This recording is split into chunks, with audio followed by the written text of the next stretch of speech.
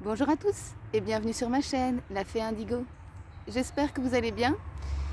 Je me trouve ici dans une petite réserve naturelle qui est juste en fait derrière chez moi, mais ce qui explique que comme elle est engoncée en ville, on entend un petit peu le trafic. J'espère que ce ne sera pas trop dérangeant. En tout cas, je me suis trouvé un chouette petit coin de verdure en attendant pour vous faire cette nouvelle petite capsule qui traitera de la naissance. Ce sont des sujets pour lesquels on me pose quand même souvent la question, alors je me suis dit que ce serait bien de continuer par là après le cycle karmique. Mais avant de commencer, j'aimerais souhaiter bienvenue aux nouveaux abonnés. Un grand merci à tous les autres pour votre fidélité et votre confiance. Et on va commencer tout de suite la suite. N'hésitez pas à mettre des pouces bleus sous la vidéo si ça vous plaît, parce que ça fait vivre la chaîne et ça la fait grandir. N'hésitez pas à m'écrire des commentaires, parce qu'on est là pour échanger nos idées et les faire évoluer ensemble. Moi, je ne détiens absolument pas toute la vérité, et personne d'ailleurs. Et l'idée, c'est justement de tous pouvoir se mettre ensemble pour faire un bon melting pot, un mélange, et avancer, évoluer dans la pensée collective. Très bien, alors la naissance. Pour expliquer ça correctement, il faut d'abord que je retourne un tout petit peu en arrière, c'est-à-dire avant même l'incarnation, il y a un contrat qui est passé, un contrat d'âme, avec nos êtres qui sont nos gardiens, les maîtres ascensionnés, enfin tous ceux qui végètent un petit peu dans les royaumes subtils au-dessus de nous. Donc on fait un top là. Et puis, l'âme, elle va descendre. Et en fait, elle ne va pas encore s'incarner dans le corps. En fait, avant les 3 mois, c'est pas pour rien qu'on a la différence entre embryon et fœtus. Tant que le corps n'est pas complètement formé, il est clair qu'on ne peut pas avoir réellement un esprit qui va s'incarner. Les corps éthériques, eux, ils s'attachent directement au corps du fœtus, d'accord? Quand l'enfant naît, là, l'esprit va s'incarner, ok?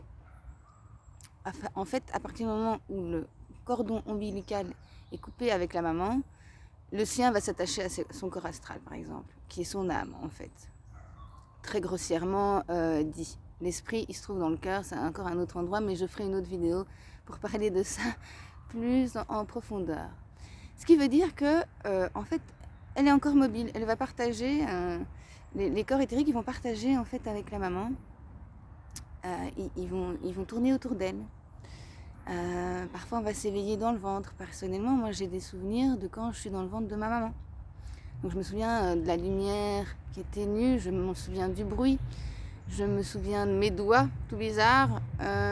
Donc, il y a vraiment, on est déjà conscient, en fait, dans le ventre de la maman, mais ce sont des souvenirs qui vont disparaître au fur et à mesure qu'on grandit, sauf chez certaines personnes, mais je vais encore expliquer ça après.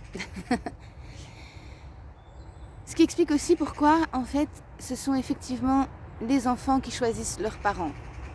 Alors ça peut sembler un peu cruel quand on sait que les parents ont été agressifs ou violents, comme ça a été mon cas. Mais ça permet d'expliquer autre chose aussi, parce que si on choisit ça, c'est parce qu'on a besoin d'être, par exemple pour moi ça a été d'être ouvert à une autre forme d'amour, donc pas uniquement limité à la cellule familiale.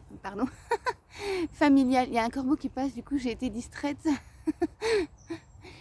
Donc ça n'a pas été que concentré à la cellule familiale, mais ça a débordé sur les animaux, sur les plantes, les pierres, etc. Donc c'est d'apprendre un amour qui est inconditionnel et qui n'est pas limité à une certaine cellule familiale ou un peu plus grande que les amis ou autres, que des humains, quoi.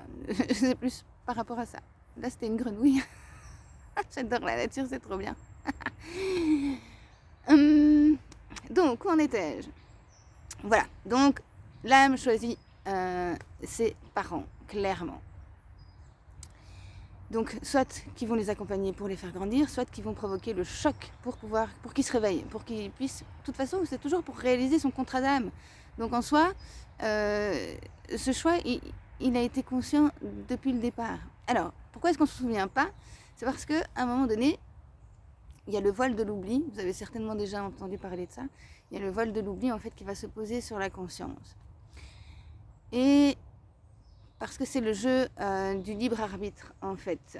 Pour pouvoir avancer dans son contrat d'âme, il ne faut pas qu'on soit au courant, qu'on soit influencé en fait par tout ce que l'on sait, par tout ce que l'on a déjà vécu. Pour que l'expérience en fait soit optimale, il faut rien savoir.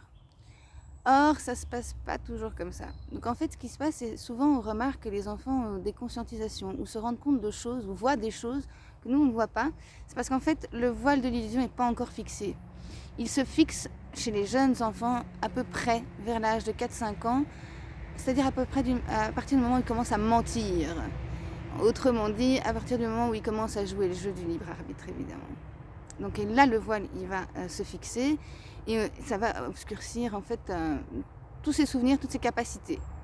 Il y a des cas où ça ne se passe pas. Ce sont les enfants qui ont eu, souvent j'ai remarqué que ce sont des enfants qui ont eu des problèmes étant enfants, de gros traumatismes liés à la famille, des viols, des violences, enfin bref, des choses atroces. Et chaque fois qu'il y a un coup, en fait, ça fractionne le voile. Ils sont fractionnés. Ça fractionne le voile. Donc ça veut dire que ça fait des ouvertures dans ce voile qui n'est pas encore fixé. Autrement dit, quand le voile va se fixer, les ouvertures, elles sont toujours là. Ça veut dire qu'elles sont perméables. Cela dit, j'ai remarqué également que c'est pas un lien de cause à effet. C'est-à-dire que c'est pas parce qu'on a été battu étant enfant qu'on développe des capacités. C'est-à-dire que les enfants de ceux qui ont développé les capacités n'ont pas besoin d'être battus et ont directement l'ouverture dans le voile. C'est-à-dire qu'en fait, on joue sur de l'épigénétique. Et c'est plutôt une bonne nouvelle à ce niveau-là. Mais souvent, oui, les capacités, elles se développent chez les enfants qui ont été fractionnés. Alors, est-ce que j'ai tout raconté? Je suis en train de réfléchir. Je me rends compte qu'en parlant, je suis en train de rapprocher la caméra. Je pense que j'ai fait le tour. Ah oui, il y a aussi le moment où il va bouger un petit peu. Et ça, c'est au moment de l'adolescence. Alors, au moment de l'adolescence, il y a certaines personnes qui ont des capacités qui vont sortir, où il y a des choses en fait qui vont se développer, qui est dû en fait à ce déferlement d'hormones. Qui arrive à l'adolescence.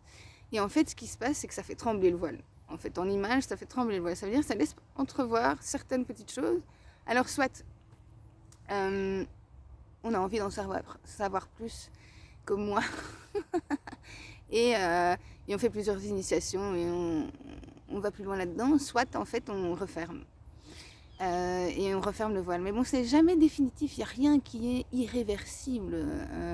Et il y a toujours moyen, surtout maintenant qu'on est en 4D, il y a vraiment moyen de travailler là-dessus et d'évoluer à ce niveau-là.